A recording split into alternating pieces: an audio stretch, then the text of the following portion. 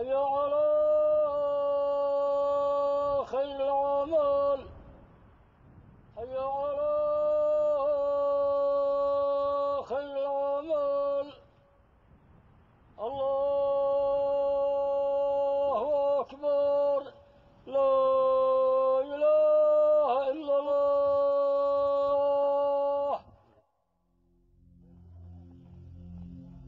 Al-Abbas Mosque was built in the rugged mountains of Yemen 878 years ago.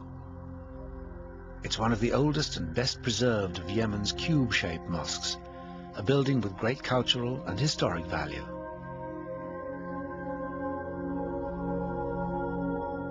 There is a lot of mosques like that in Yemen, I mean cubical mosque with decors and that.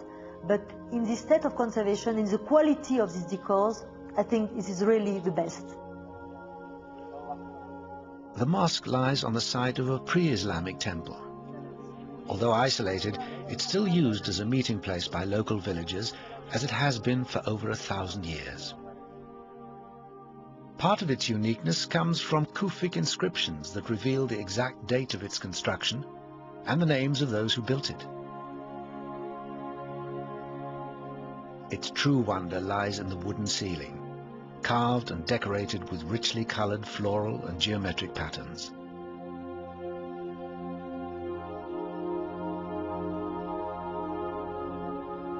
The 4 ceiling sections contain a series of inverted pyramids, one with stairs indicating the 7 layers of heaven.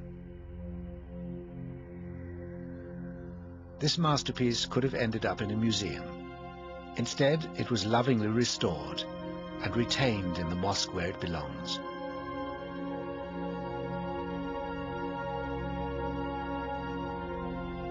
The restoration project, established by the Yemeni government in 1985, brought together local and foreign experts and took over 3 years to complete.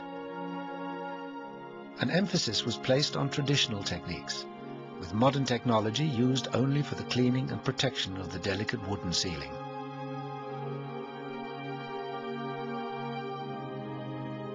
The restoration was based on minimum intervention, with parts of the original decoration left untouched.